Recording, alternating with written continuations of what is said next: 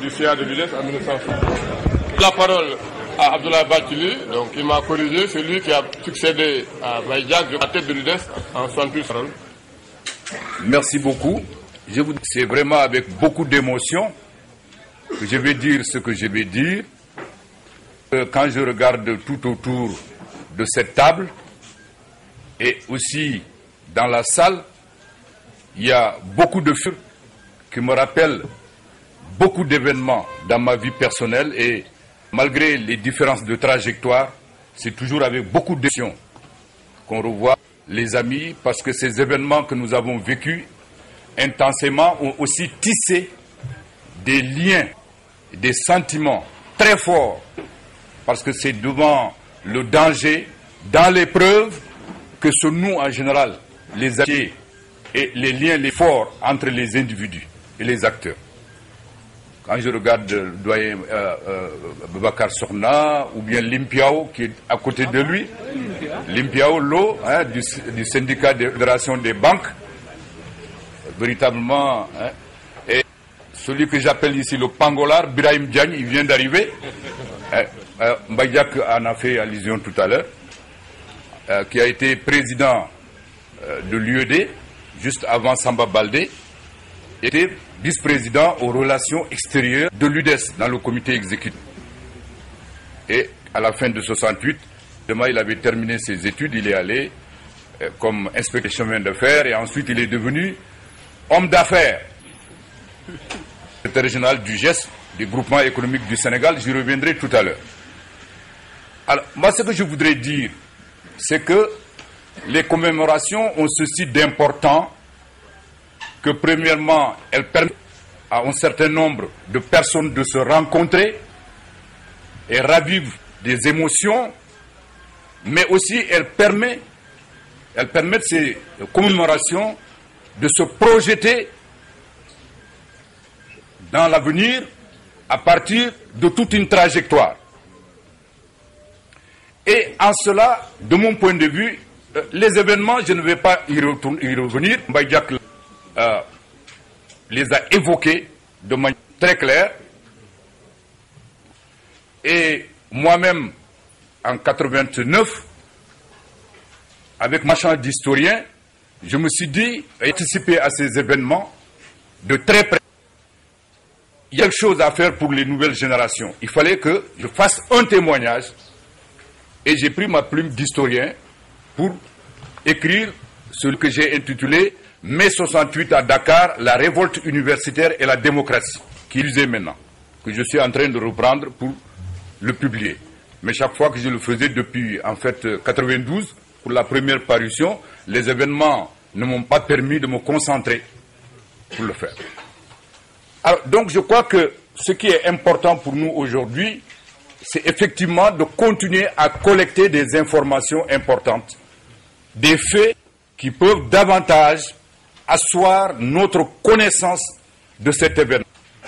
Parce que lorsqu'on voit ceux qui se sont réunis ici aujourd'hui, on voit très nettement que c'est un événement majeur de la vie de notre pays.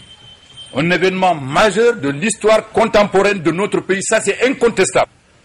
Ceux qui aiment les 68 heures ne les aiment pas, mais 68 a été un jalon important de notre histoire politique. Comme on dit, on peut ne pas aimer l'éléphant, mais quand même dire qu'il n'est pas gros, c'est quand même gros. Ouais. C'est quand même gros. En écrivant mon ouvrage sur mai 68, je me suis appuyé évidemment sur les témoignages des amis qui sont là, les Moussakan, les Mbaïdiak, les Makhtardiak, le diable boiteux, comme l'appelait Moustapha Niasse à l'époque, chaque fois qu'on avait des débats politiques. Mais aussi d'autres acteurs de l'autre côté de la barrière. Comme le général Jean-Alfred Diallo, auquel il a été fait référence. Je voudrais vraiment lui rendre hommage. Parce que j'ai eu des séances avec lui pour l'interroger réellement, parce qu'il était au cœur, comme on l'a dit, de ces événements, en tant que non seulement chef d'état-major général des armées, mais directeur de la gendarmerie et de la justice militaire. Et c'est lui qui nous a sauvés coup d'État, comme Ousmane Camara l'a rappelé tout à l'heure. à l'occasion justement des événements à la veille du 23 juin 2011, j'avais cité cette fameuse lettre qu'il avait écrite à Senghor, à lui intimant pratiquement l'ordre de renvoyer des ministres incapables au gouvernement, en lui imposant de fait une série de réformes qu'il a mis le papier. Et Senghor, je me suis rendu compte que toutes les mesures prises par Senghor au lendemain des événements, pratiquement c'était sous la dictée de l'état-major général représenté par Jean-Alfred Diallo. C'est un moment important. On parle du rôle de Senghor dans notre démocratie, etc., etc., mais en réalité, il faut aussi rendre hommage à cet acteur majeur. Il y a toute une légende qui a été tissée autour de Senghor qu'il faut de plus revoir, qui ne compare pas tout à fait à la réalité. De là, que ce soit le rôle de Ibrahim Seydou Ndaw et les événements de 68. Donc, grâce à lui, j'ai collecté toute une série d'informations qui ont permis peut-être d'élargir, mais il y a déjà beaucoup de qui se font sur mai 68. Historiens, de politologues plutôt, il y a nos étudiants, qui assistants à la faculté des lettres, des départements d'histoire, travaillent sur mai 68 et qui a arrêté depuis lors des informations extrêmement importantes, peut-être qu'il viendra parler ici. Comme quoi, peut-être que du point de vue sénégalais, ce mouvement a été négligé, mais dans la réalité, c'est un mouvement qui intéressait le monde entier, compte tenu de ses conséquences sur l'ensemble, non seulement du précaré francophone, mais aussi au-delà. Ce que j'ai essayé de montrer dans ce travail, c'est, au fond, mai 68 n'est pas venu comme un coup de tonnerre dans un ciel serein. En fait, Mbaye l'a dit tout à l'heure, c'est un mouvement qui a été préparé par toute une série de transformations et de phénomènes qui précédaient. Pour les observateurs immédiats, le doyen Ousmane Camara le disait tout à l'heure, Senghor a été surpris, c'est vrai.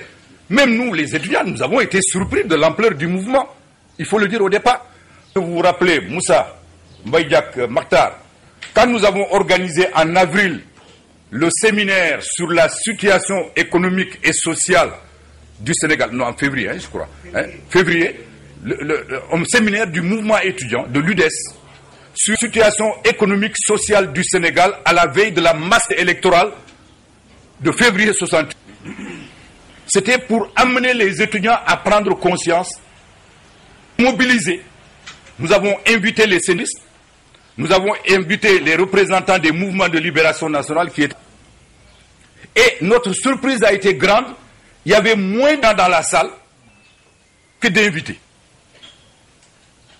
Et on se dit, qu'est-ce qui se passe? Ces étudiants-là sont inconscients. Il y en a qui allaient, il y avait un de football, je ne sais pas quoi, il y en a qui étaient allés au tennis, il y en a, et ceux qui habitaient le pavillon C à l'époque, on disait que c'était vraiment le pavillon des sortes de... Hein? Et on était surpris. Mais quelle a été la situation un mois après? À partir de le 25 mars déjà, où les étudiants sont allés dans les piquets de grève. Et évidemment, tout après. Donc, ça a été apparemment un mouvement qui était spontané, mais qui comportait déjà un certain nombre d'ingrédients qui pouvaient faire comprendre que les nuages s'amoncelaient à l'horizon. Il y avait le malaise paysan, parce que depuis 1926, le Sénégal était obligé par la CE d'aligner le prix de l'arachide sur le prix international. La France avait décidé de ne plus soutenir que de ces accords au niveau de la CEA. Et le prix de l'arachide a chuté au niveau du terre. Et ça a créé ce qu'on appelle le malaise paysan, où on est les paysans dans les sécos, on les saupoudrait de DTT. À l'époque, il y avait eu beaucoup des étudiants syndicalistes, hein, comment il s'appelle, Cham, ministre du développement rural, à l'époque. Hein. Ça, c'est un élément, un ingrédient qui devait amené à cette situation-là. Et quand l'arachide ne va pas au Sénégal, tout le monde sait que le reste ne marche pas. Parce que les huiles étaient en difficulté, l'industrie donc, donc les revenus paysans. Mais ce n'était pas ça seulement. Je vais aller vite.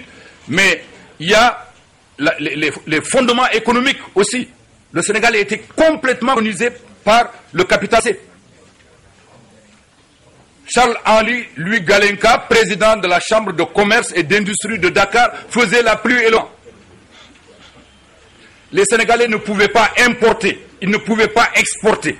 C'était les petits commerçants, les traitants issus de la colonisation.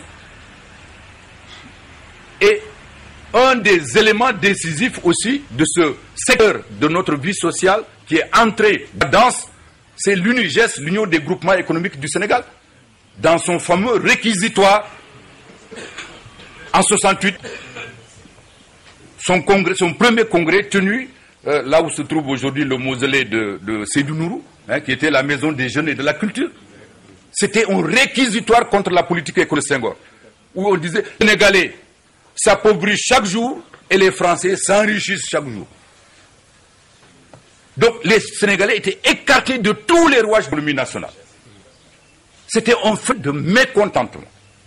Évidemment, la vie politique, qui était sous la chape de plomb d'un seul parti, avec une seule radio, Radio Dakar, un seul jour, Dakar matin, le soleil, plus tard. La répression, qui en 66 s'était battue lourdement à la veille du Festival des Arts Nègres sur les dirigeants pays qui ont été arrêtés par dizaines, gelés dans les prisons, torturés à l'électricité, avec un fameux commissaire technicien à l'époque, Castorel, je crois, c'est comme ça qu'il s'appelait. Alors,